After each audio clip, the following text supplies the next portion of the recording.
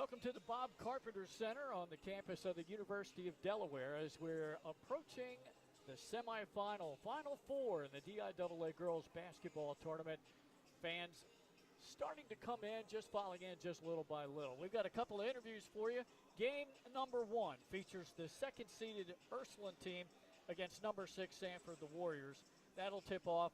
And then about 20, 30 minutes after that, we'll have the nightcap. The other semifinal is top-seeded Caravel and number 5 AI DuPont. So, earlier this week, we sat down with the head coach of Ursuline Academy. We have that interview for you, and I believe we have some players as well, but we'll start with the coach.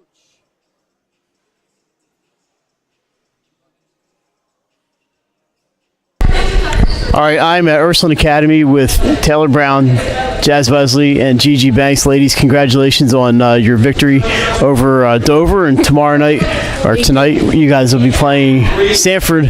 I believe you have the first game, correct? Right, yeah. Gigi had a 14-point lead last time against Sanford. I know you guys were watching some video of that game. What did you learn from going back over that game? I learned that time management is very important, and that during times like that, during the game, we got to start coming together and noticing our personnels on the court, and that we could slow down sometimes. And I feel like we should come together more and start getting bonding on the court to where points like that, and we're by 14 and like quarters like that, we could come together and know that we could still keep this league and play at a slower pace of the game. Taylor, what is it about Sanford that makes them so tough? With their players or their schemes or whatever. I think the thing with Sanford is they have like a lot of good players, but also like the most important thing, like they're coached really well. Like their coach has like a lot of different game plans for them, and like he always like one time, like last year when we played them the first time, they had a different plan than what they had when we played them in a championship. So like he makes really good adjustments. So like their coaching is really good. So you never know what you're gonna come into when you're going to play against Sanford. But I know that they have good players, and we just have to really play good defense in order to win this game. Now, Jazz, Ursuline got back to the championship game last year, and I know it's a proud tradition here at Ursuline. For you as a senior, what would it mean to go out with a championship?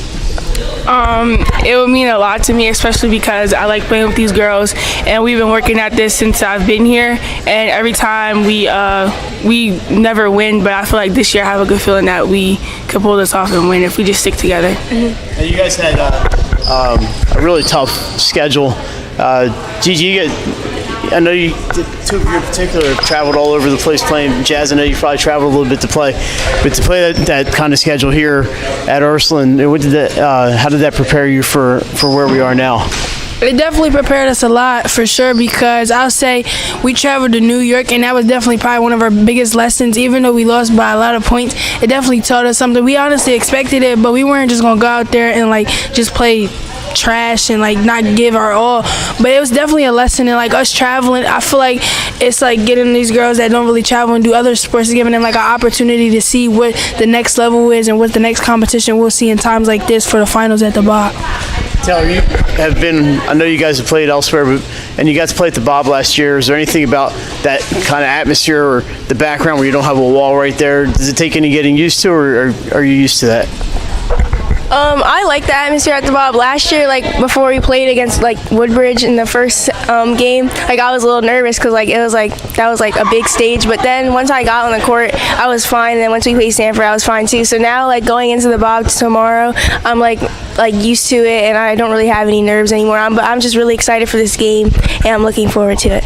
Jazz, tell me what this means to the Ursuline community as a whole, with the alums. It seems like a good student section and the community coming together. What does this mean to Ursuline overall? I definitely know that if we win, they will be so proud of us because they do come out and support us the most. And for the alums, I feel like for the alums that didn't get to like experience this and like have the opportunity to play at the Bob Carpenter Center and even win a championship or even come in second place, I feel like this would mean a lot for them because at the end of the day, they still wore Ursuline on the front or the back of their jerseys. So it would mean a lot, and they could represent. You guys have some catching up to do right with the swim team. Is that right, Gigi? Yeah. So everybody's ready to go on Wednesday night. Quick turnaround. Does that really bother you having just really one day off between, or you you probably ready to go today, I imagine. Yeah, we're ready to go. I feel like our team, we're definitely ready, and we've been preparing for this time like this. Gigi, these are, I'm sorry, Jazz, these two are like the Energizer bunnies right there. Yeah. We still forget you guys are freshmen, because we've been hearing about you for so long. We got to watch you last year on the same stage. So it feels like you're old veterans, but you're still only freshmen, which is hard to believe. So you guys are, everybody's excited. You don't look excited, but I know you're really excited. No, we are. No, I'm definitely excited. We just locked, we just ready, because we know that since we lost to them, it's definitely, now it matters when it counts. So we've been waiting for this time, and now we got to show what we got. And Jazz, I know you want to go out with a ring, right? Yeah. All right, well, congratulations for getting this far, and good luck against Sanford on Wednesday. And who knows? You just never know until we get out there and play the game, right? All right. Yeah. Thank you. All right, ladies. We'll see you Wednesday night. See you.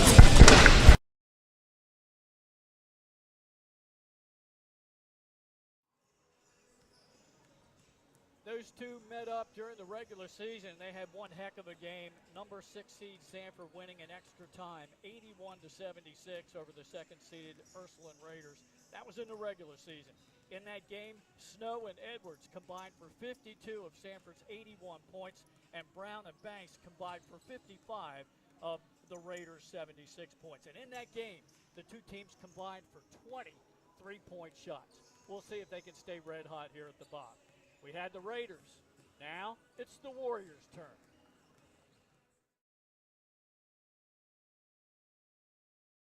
And welcome inside Delaware Live Sports. Nick Alessandrini now joined by the Sanford Warriors, heading back to the Bob, obviously for a second straight year, trying to defend that state championship. Coach, who do we have with you here today? I'll let them introduce themselves. We have to my left here. I'm Tyler Edwards, senior. I'm Jada Snow. I'm a junior. And Coach Thompson. Obviously, guys, how you feeling? A day away from heading back to the Bob, obviously for the Final Four. Just how's everybody feeling, especially after that big win last night? Feeling pretty good. Just gonna work on a few things real quick and then get back to it and do the same thing we did yesterday. Jada? We plan to just come up with our little game plan, work hard in practice today, and come out tomorrow and execute. And Coach, obviously the Bob Carpenter Center, a little bit of a different animal, right, playing there with that kind of gym. What's the key for you as a coach, and what's the key for you guys having success there again this season? Well, I think it's a bit different this year. We don't have the seniors and people that have been there before. We have a few. Just to try to get used to the atmosphere. The space is a little bit different for some of them, I'm sure. But I think we've been fortunate to play in a lot of different arenas and gyms this season. So I think we'll fare fairly well. That won't be as big a distraction as it could be for a young team. And ladies, you heard Coach, you said a little bit of a different team this year. What is the difference for your team this year? Obviously, you lost some of those seniors. What's the vibe with the team this year as opposed to maybe last season? Even though we're younger, I think that gives us more grit because we have something to prove. So I think the young girls definitely help us out. Jay, you want to add on? I feel like we're more evenly spread. Everybody can do a little bit of everything. And we're a very deep team this year, which wasn't the case last year. And Coach, obviously going up against a good team tomorrow night. What do you know about Ursuline, obviously, this season, and what are going to be the keys to the game tomorrow for you guys? Yeah, well, it's Delaware. There's no secrets. Everybody knows everybody else. They're one of the best teams in the state. We think we're in that category now, and I think it's just going to be about who can go out there and execute their game plan, limit the mistakes that you have. Obviously, they have some dynamic scorers. We want to try to make them at least work for everything they get. They're going to make some tough and difficult shots, but if we can make them work and then execute on our end, we'll have a good chance of being successful. And ladies, same question to you there. What do you know about Ursuline, and what do you guys think you have to do tomorrow night? For me, I think everything starts on defense for us, and that's what gets us going most of the time. So yeah, it's defense. We gotta make sure we come out with energy, come out hard, boxing out, and playing the way we know how to. And obviously, you guys had that successful season last year. Has that been one of the methods to fuel you guys? Do you want that same feeling you had last year on the Bob Carpenter Center? Yeah, I think so. Yeah. Obviously. I think everybody wants to be. You always want to win your last game when you get through the playoffs, but I think this team has already shown that they're competitors.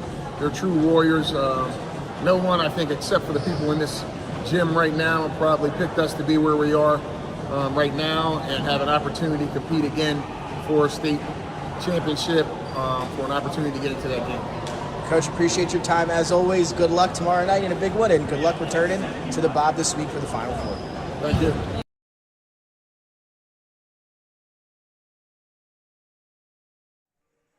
Thanks to the Sanford and Ursuline players and coaches for getting us up to speed there. That's semifinal number one. The second semifinal is also a rematch of a game played earlier this season on February 1st as the top seed Caravel Buccaneers raced out to a 41-7 halftime lead on the way to a 52-23 win over the 5th seeded AI DuPont Tigers. Coach Price and his Tigers come in with a record of 7-3 against qualified for the tournament.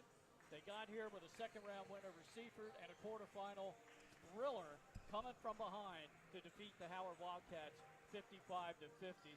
And when you talk about the Tigers, you got to talk about Jackson, you got to talk about Henderson, and it maybe all starts with Sydney Hilliard. Sydney Hilliard started at Mount Pleasant, transferred to St. Elizabeth's now at AI, and she's having a fantastic year, Glenn. Sorry I had to sneak in here late. We were trying to get everything set up. But yeah, the AI, tough team. And this is a school that didn't even have a program a couple of years ago. They shut the season down, brought in Lucky Price, and Rob's done a great job over there. And he's got the kids believing. And we can say about Caravel, they're by far, I think they're the deepest team in the tournament. Speedy Wilson, Anaya Price, Josiah Crawford, and Bryceland Strickning. They have the Jordan Tate, a transfer from Ursuline, Cherish Bryant from Tatnall. It's they've got weapon after weapon, and Coach Larry Banks in his second year has them at the top seed. Both point guards are very good. Hilliard and Crawford do a great job for both teams of penetrating and dishing out and getting other people involved and getting opportunities. So when you talk about Caravel, I agree with you. I think they have the best starting five in the state by far. And in that first game, AI dug themselves an early hole. They cannot afford to get behind early in this one tonight. Yeah, and Caravel did that to a lot of teams this year. They're so good. They just come out and they put teams away early. And, I don't think that's going to happen again to AI, but they can't afford to get into that 15, 20-point hole in the middle of the second quarter. It's going to be real tough for them to come back despite Nyasia Jackson, Sydney Hilliard, Jordan Henderson. They have to figure out a way to slow down. Caravel's has so many weapons. They need to figure out who they can shut down and try to stay close. And if the shooting's on, we're going to have ourselves a nice ball game. All right, that just about does us here for our girls DIAA preview on the Final Four. We'll have the boys for you tomorrow night around 5:15 as well. The doubleheader tomorrow night coming up with the early game, Middletown against Dover, and then the nightcap St. E's and defending state champs Louisiana. Our thanks to Pat Carriantes. He's Mike Lang. I'm Glenn Frazier. You just got enough time now to switch over to the NFHS network. Subscription is required so you can watch the semifinal action here tonight and then again tomorrow night. A monthly subscription will take care of that for you. For the 302 Sports crew, I'm Glenn Frazier. Thanks for tuning in. The things that matter most happen right in our own backyard. Our neighbors, our schools, the places we go, and the people we know. And now there's one news outlet where our story is told. Delaware Live. Locally owned, community-based news. Free to every reader, because Delaware's future belongs to all of us. Quality journalism we can trust to help us take on the day. Delaware Live. Our state, our news, our home.